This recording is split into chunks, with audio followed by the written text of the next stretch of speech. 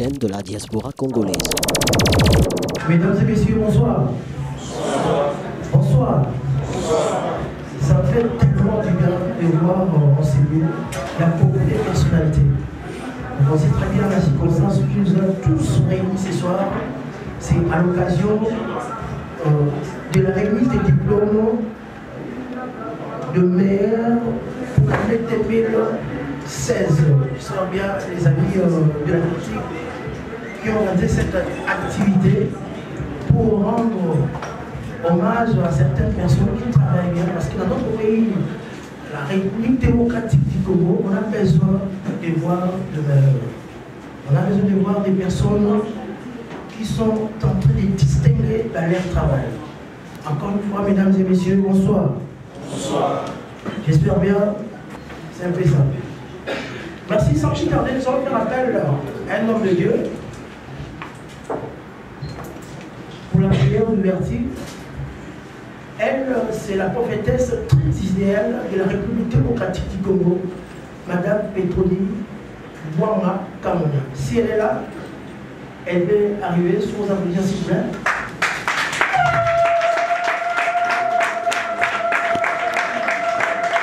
Merci de votre présence, Madame Kamona Petroni. C'est une dame très distinguée. Donc, merci de votre présence, enseignée, ça me fait tellement bien. Acceptez notre invitation. Prions au nom de Jésus. Seigneur Dieu Tout-Puissant, nous te remercions pour ce moment. Bénis nos frères et sœurs, bénis nos enfants. Nous te recommandons ce moment entre tes mains, Jésus. Sans toi, nous ne pouvons rien. Je sais qu'avec toi, nous ferons des exploits. Bénis ce moment, l'Éternel Dieu des armées. Bénis ce moment, Jésus-Christ, notre Seigneur et Sauveur. Que ton Saint-Esprit puisse nous guider en tout ce que nous allons faire en ce lieu. Que ton nom soit sanctifié, que ton règne vienne, que ta volonté soit faite sur la terre comme au ciel. Pour maintenant, Seigneur, nous avons besoin de ton assistance. Pour ce moment, Jésus, nous avons besoin de ta bonté, ton amour et ta grâce. Nous accompagne tous les jours de notre vie. Nous avons ici prié au nom de Jésus-Christ. Amen.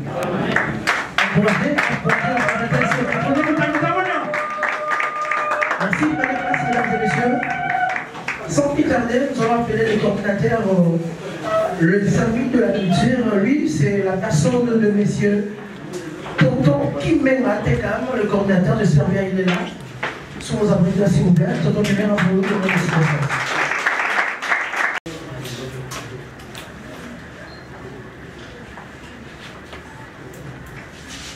Mesdames, Mesdemoiselles, et Messieurs distingués invités.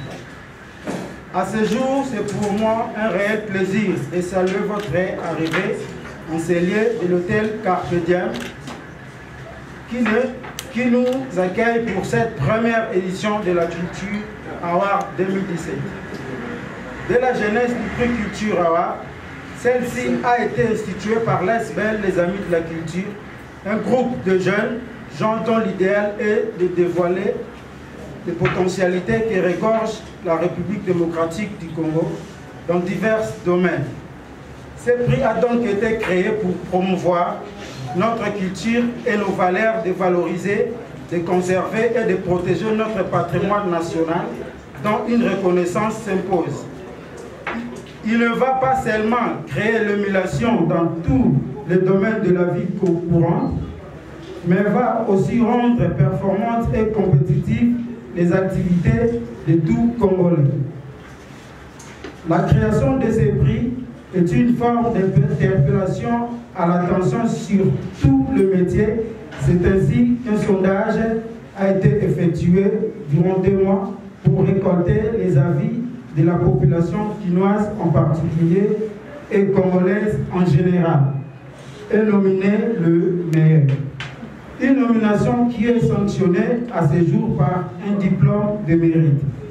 Pour cette première édition, le comité d'organisation a retenu 15 secteurs dans la culture, l'entrepreneuriat, l'artisanat, les sports, le journalisme et j'en passe. Les bénéficiaires de ce prix sont parmi vous pour cette circonstance. Les membres du comité de sélection et de sondage présente leurs félicitations aux lauréats de Culture Award édition 1. Je vous remercie. Bien, sans plus tarder, nous allons passer directement à la remise des diplômes. Cette fois-ci, nous allons faire appel l'humoriste, mère, artiste, comédien, s'il vous plaît. Silence dans la salle, s'il vous plaît. Mère, artiste, comédien, c'est l'artiste Ladi et Sobé du groupe Fondation, du groupe Lisboa Fondation. Soit ça vous est possible.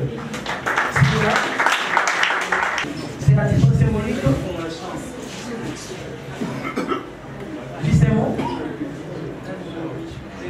Oui, c'est un réel plaisir d'être parmi vous ce soir. Comme vous le remarquez, nous sommes venus représenter le roi des Kitindindi, le roi des rives, le phénomène Ladi et Sobé, absent du pays, il est en Angola. C'était évident que nous soyons là pour le respect de l'organisation et des organisateurs.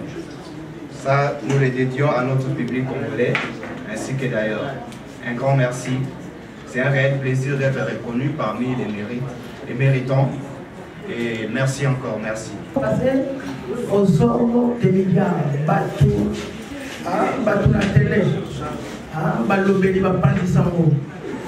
Cette fois-ci, nous allons faire appel à un homme qui parle tellement bien.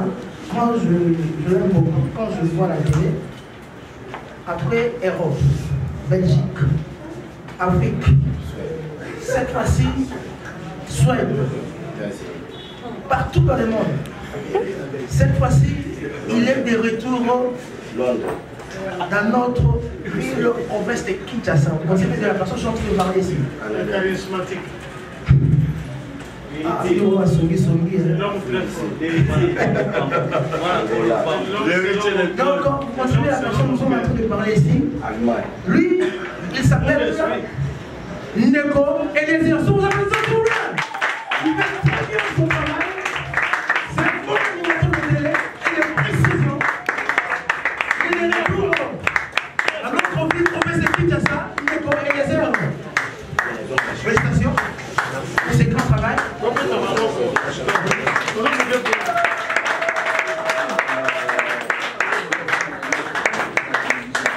Il mérite ça. Maintenant, ma boue, je vous aime pour moi.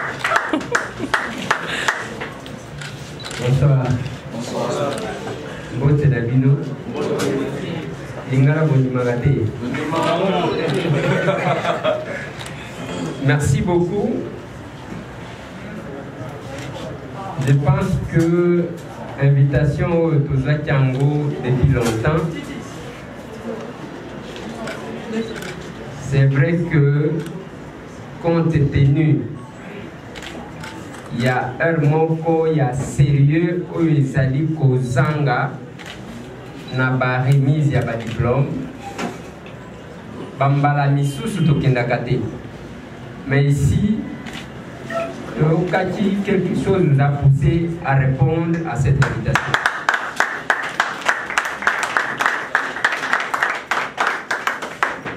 Ezali Pambate, Obo Ebike na Kinshasa, et comme soit Batu Batiki Musala, na bango basalaka, ceux qui bamoni bisika ya kobimisa mbongo, bakeko pesa diplôme.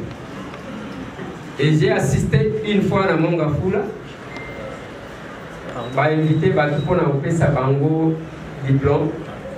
Maman moko atelemi a lolinga ko pesinga diplôme pour na nini. Ba organisateur bazangi argument ya ko pesa yi. J'ai senti le sérieux dans l'organisation, c'est pourquoi bomoni toye une grande équipe ya Tokomi Wapi. Pas seulement équipe ya Tokomi Wapi, ceux qui bozo mon ngai Tata Oyo,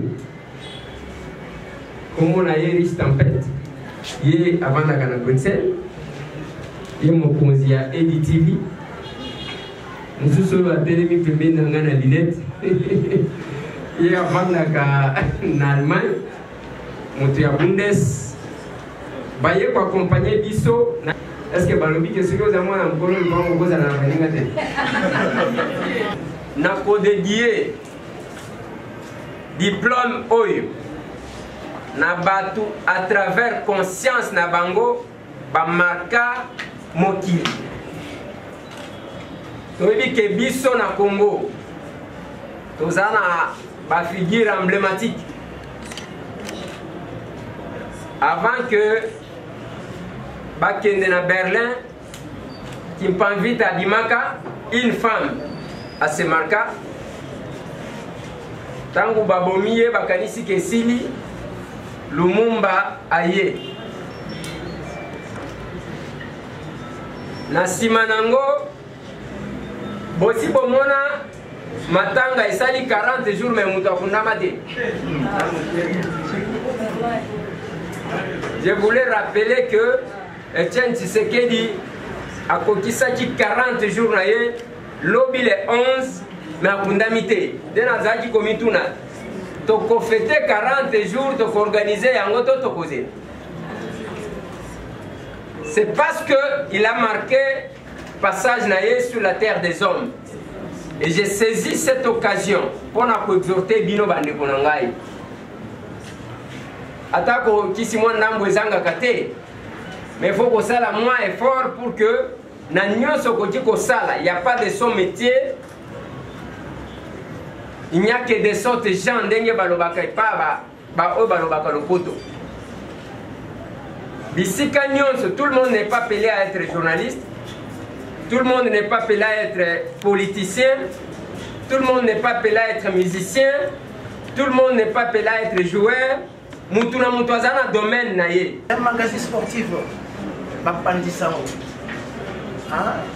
Lui, c'est de la personne, c'est monsieur Dépatcher, il est là à l'OSAN d'émission magazine Couleur Télévision. TV Moro Batebele. Ma bonne reste s'il vous plaît.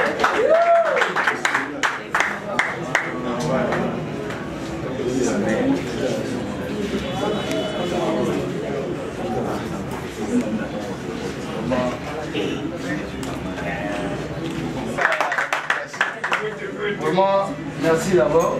Merci Bini du Pézal à l'Hypop Amérique. Nous avons juste bien que la présentation à l'Ostade.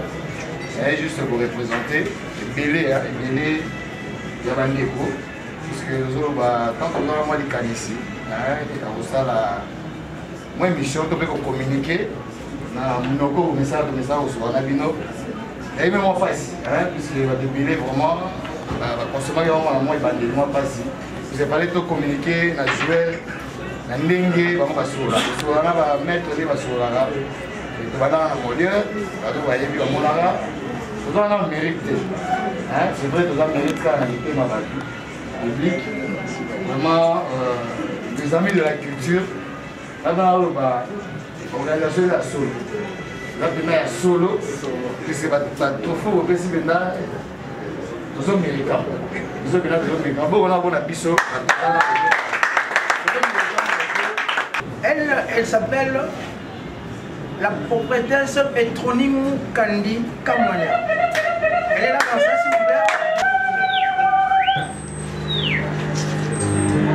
Elle s'appelle Petronimu Kandi. Oh.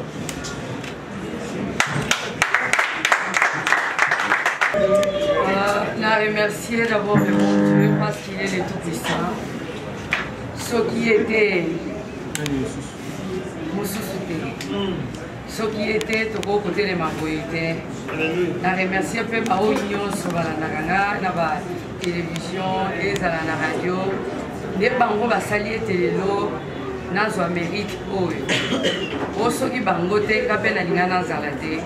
C'est ceux qui ngate bango pe bangeki ba ye bangate ou bien basala que les lots n'a mérité diplôme oil. Avec l'artiste qui chante tellement bien. Celle-là, c'est une louangeur.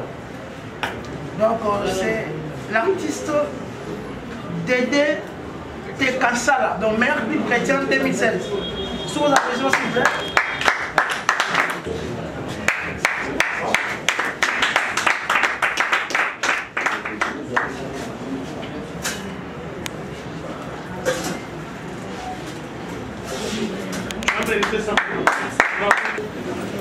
Chaque jour, il y a plus de gens qui on appelle ça merci.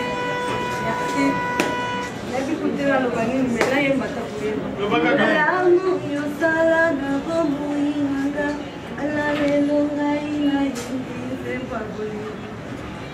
Tu as changé ma vie,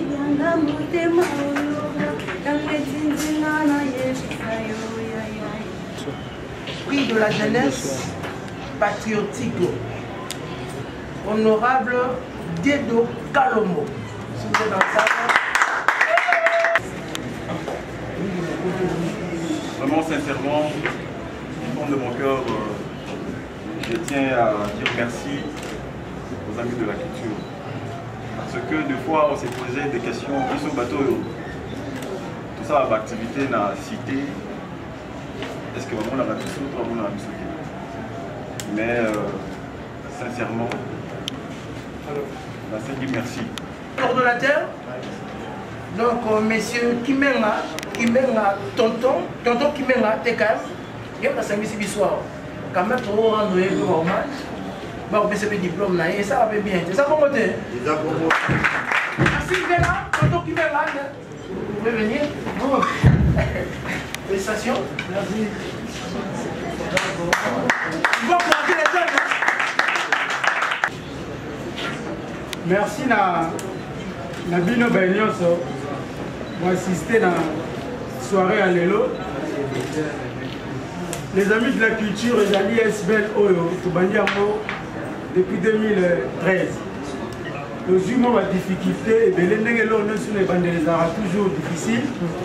Mais nous avons appuyé la presse, il y a un mot toujours coup de poing, coup de pouce plutôt, pour évoluer bien l'activité. Télévision, la chaîne de la diaspora congolaise. Bonsoir maman. Bonsoir. Ben, impression dans les années pour un diplôme. Vraiment, on a remercié premièrement Dieu. Bon, on s'attendait qu'il n'a pas été, mais hasard, ils ont été pas ensemble. Vraiment, on a pu s'en aller. Bonsoir docteur. Oui, bonsoir maman. Ben, impression des années nini, la soirée à l'élo. Impression des années qui te comme à Kassi. Moni, biloko boy ça ma communauté. Je voudrais que l'organisateur va honorer na poko l'élo. Sali parce que je sponsor quelque part. Sali parce que les locaux tu m'as mérité normalement. Ben ici bango bailler réfléchir penser na bato ici bango c'est ce que bailler là. Moi je ne peux que leur tirer mon chapeau. OK, merci docteur, mais yo peux comme sponsor pour na bango. Dans ça déjà sponsor. Ah bon, OK. C'est déclaré déjà sponsor. C'est bien. Ils ont déjà la Mikirapoto. Oui. Je vais faire de tout mon mieux que bande Kouana parce que eloko basali eza eloko moko ezali original. Bazélité que font et à quelque part que eya pour batubaya ebele. Bato bazali awa, je trouve que ce sont des gens sincères, honorer l'invitation sans qu'ils aient le sponsor moi quelque part ou ceux qui masangabo ou quelque chose comme ça, ils sont venus de leur propre gré. Soirée zala qui animé na artiste na moni na journaliste na moni, que ce soit à RTNC, que ce soit de Kelezer, que ce soit EDTV na ndenge ya biso na poto, ils ont reconnaître musala bazo sala. Ce qui n'est pas facile. Alors bien, ce qui n'est pas facile, c'est toute une équipe, c'est toute une organisation. Si baye lelo, nous rendre un peu hommage. Merci. Parce que aux alliés et moi de la femme, aux en cadre EDTV, j'ai l'obligation de rendre hommage. Merci beaucoup. Voilà. Merci docteur. Bonsoir. Ouais, mbotema. Impression des années pour un diplôme. Ouais, ils ont bisengo parce que ils ont diplôme à mérite. Donc qui dit mérite, c'est l'accès au Romogo oyo esengeli na yo. Donc l'accès oyo esengeli na yo. Parce que ils ont beaucoup plus il y a quoi encourager, ils ont kasika, ils ont jeunes, ils sont peut-être jeunes. Mais ils sali bien, ils ont kasika parce que bakenda pendant la base, basali pendant sondage, sur la base, basali vote pendant un bon bout de temps, ils ont pendant temps et les loyo, balobi biso ont mérité. peut-être ça pour l'année 2016, peut-être l'année européenne, pour la première édition, par exemple, on mérité, les diplômes à mérite. Vraiment, ils ont réussi. Et puis, tous les gens qui ont battu sur Basali qui est tous à Bébé. Ça va. On s'attendait qu'ils n'ont pas été surprise en quoi. Bon, mérite, ils ont ming surprise. Donc, c'est-à-dire, tu mérites, on passe pas à Moussala. Mais ils ont surprise parce que tous ont rencontré avant, pour me dire comment on est au solo là, si moi bon, on est mais ils méritent. Et les amis de la culture, Monique qui fait tout mérité.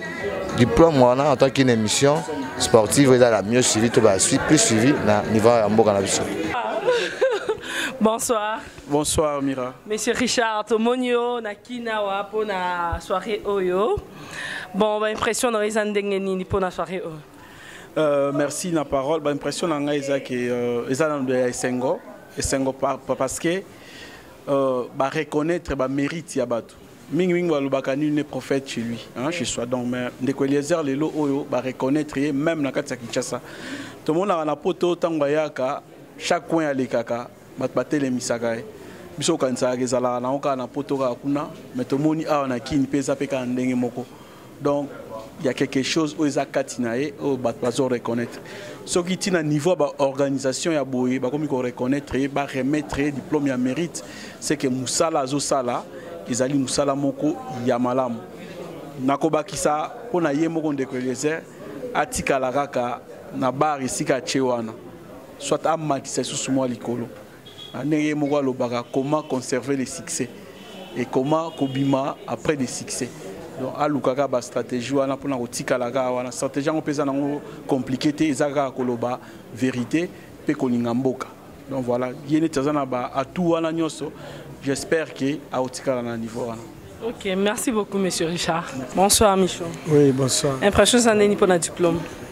Ouais, en tout cas, impression ça m'a cassé loko atakutu ba tuniote mututu na oazui na lo ba impression ati na so lo na 2016 na ngamba père donc il a acquis que ninga epsa biso micho travail ndé yango o mérite na iloko mérite o esalinga bien donc vers zate monique micho za jelonga phénomène sobe na yaki to juvie na biso to zo ngo poso papa zu coupe ya le roi biso to mouvant mobimba donc nzamba za lokumu merci na nzambe wa pesi biso to bimba meilleur artiste il y a 2016 phénomène sobe igwe grand prêtre ya za musique le roi du rire donc il s'engage kazo ngo po yende mutaba alaksa banzela.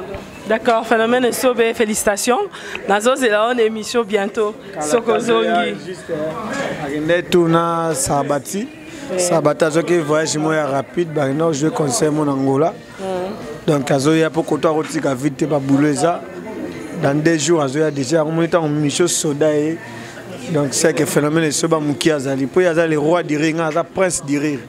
D'accord, Monique na bona ngoki na batumi na cheka tien au sentier que prince du rire les kagi na pesa père nae. Merci beaucoup na bato tout ba organiser qui merci na nzambo asali susu tozongo. Check. Bonsoir Ndeko du KM. Bonsoir Amira. Tomoni ba diplôme de mérite wa les andengeni ba benga kiyo to yo benga ki batu po pesa ngo ba diplôme de mérite. Bon na ba kenon ngai na benga ki batu na sens que na moni misala oyo bazo sala eza malamu mais na moni que comme si reconnaissance moko ezate et sengeli ka fois pesa le meilleur mo mbongo pour reconnaître mutu mais ngai na mekoli ko sala mo bongo te to na moi autrement na première édition à Culture Award donc toye to pesi le diplôme de mérite na baïno social musala malamu na 2016 donc ngai na kenda pas peuple na sondage peuple a voté ou a voté yango mon que non le bazui ba diplôme de mérite donc les amis de la culture na Culture Award net organisé go. Bonsoir Ndeko Eliezer. Bonsoir. Impression zandeni ni pour un diplôme aujourd'hui. Bon en fait ngai souvent même temps ba féliciter ngai na mi monaka te na monaka la grandeur du Congo parce que ndenge na lobaka comme toujours mboka oyo ezana posa ya ba juge de touche te ezana posa tout acteur, que chacun porte un plus. Place ngai na suki mutu mususu abakisi.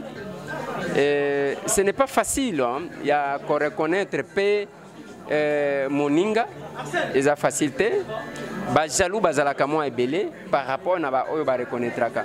Mais biso to tambola ka penza na souci à que ba reconnaître ka biso te, parce que dans tout ce que nous faisons pour ça na biso que le Congo gagne. Voilà ce qui est plus important. Bon, aux autres coups de filtre pour voir Bissau que non, aux autres, bientôt là, vous avez mérité quelque part, on peut ce diplôme de mérite, les arras na RDC. Mwambongo, Kofini Mbongo, pour Babengayo, en plus, l'accent on a mis sur bateau. Bon, on a vu que tous en Kinshasa, tout comme ça la manifestation d'Engezaleli, et puis on a vu très bien que Yomoko vivre, on a remis autant de diplômes. Mais ce que nous représentons, Ezali, Nengezaleli, quel est un sondage les points? Comme on a eu autant de fois, na somba ka sondage, na lobela kapé yangote. Parce que moi je trouve que l'essentiel, ma vision, ce n'est même pas ça. Ma vision, c'est de voir un Congo grand. Il n'y a que Banti valeur au Bundissa et s'effacer, même ce qui est silité, et diminuer. Et que les Congolais, bah comme fiers à cause de la vraiment bah Congolais. Au lieu à Awa, au comme on a un Congolais à la Mouki, à Lingi Abwa Kanguna na Brazzaville, à Lingi Abwa Kanguna ceux qui n'Angola, même na Malawi. C'est comme si Mboka na biso ezakaka Mboka ya passe. Alors que dans tout, c'est la volonté politique. Et nous sommes engagés. Il y a que ça, le journalisme autrement. Pas journalisme ordinaire. Je suis en face à journaliste, aux en face il y a journalistes, combattants, patriotes et tout. Et parce que toponi ko sala un journalisme autrement, les lots. Au monaki il y a peu, tokena groupe à journaliste na limité balobi, bazaba journaliste acquis au changement. Et zabilo ko zaki ko sala maté. Tango biso to tikeli bango ki journaliste patriote, tolobi journaliste professionnel, tolobi biso to ba patriote. Malembe batu ba kokota. Mais je ne veux pas que ça se limite là. Biso moko to prêcher par les exemples. Ongana koloba. Ceux qui va vérifier ngona bomo enanga est-ce que kozala yango ou bien azote ya batu misusu ndengo zo mona ba politicien ba aventurier ba tondi na Kinshasa lelo et tala ndenge ba ko welela. Bazo welela nini? Mais attendez mandat électif. Ba voter bino ceux qui boza ba to makasi. Mutu na mutu alingi azo mo morceau ya succès à Tshisekedi. Mais ce n'est pas ça. Moi je pense que Kobenga, Kofina, Bope Sanga, mais toko kitana yoka na sawati. To na Kinshasa to yebani, to kitana se. To tambola na yo makoloti wileri. Nous surtout wana ezako reconnaître ce que nous faisons. Yangona lobaka na bandeko. Surtout bandeko a poto e belé na lobaka na bango. Ah na Kinshasa to yebani.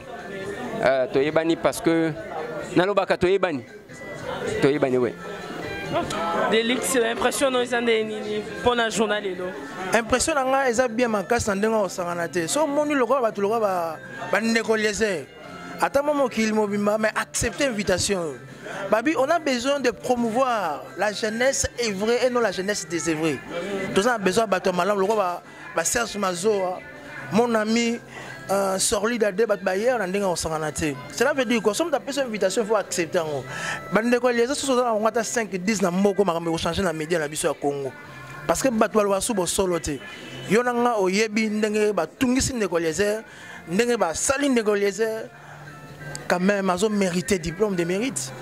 Point nité. Ya to ba ino ndeko les to benga bien ya marayi mon téléphone. Yemo ya mabaya melagete so benga ozo yemo. Aye accepter invitation la diva hein panafricaine maman na biso Barbara Kanam atini bandeko na biso ba Serge Mazo ba yokoto ba petoninga mo na yokoto. Il faut que la soirée n'ait bien. Il faut que la tenue n'ait betami. Il faut que la tenue n'ait pas de la logie. Français, nous n'en parlons pas. Il y a un lobby qui est so ba jeune bazoko bunda bazoko evrer to ba ko soutenir bango ndeko Eliezer abandaki to komi wapi ye moko lelo comme entreprise na monde ba petit na biso ba masa na biso na Paris ne ba mbie na Bruxelles na Belgique ba omba ba chako ba opera et ça dit tellement bien journaliste pe bonga so okay il faut zonga eza lokwa pe biso to za so okay to zonga mboka na biso kongo to linga ngoto yango nyo surtout il faut rendre toujours les actions de grâce à la personne divine qui est Jésus-Christ maton dit toujours dans Kolo merci ndeko Eliezer n'inga accepté invitation merci à Barbara Kanam la diva panafricaine n'inga accepté invitation merci à Depacher merci à Arsène Wallace merci à monsieur As hein Aspro Azaria hein type analogie tout partout dans le monde, allez-y comprendre. J'ai dit, j'ai parlé, j'ai fini. Fin de citation. Bonne zalaka. Tout comme tout dans la couronne. Ciao. Télévision, la chaîne de la diaspora congolaise. Merci Ndebolandi, ba interview na Kati, ba makambo belé ba tout ba s'exprimer na micro à EDTV, ma soleuse continue toujours na EDTV, bilingue toujours na EDTV. Dans les bancs on continue toujours. Les autres qui na les amis de la culture, Nyon c'est l'équipe qui toko, bandeko bazu ba diplôme de mérite. En tout cas vraiment et c'est ngozaki makasi pona biso. Merci, à la prochaine, bye yo. Télévision, la chaîne de la diaspora congolaise.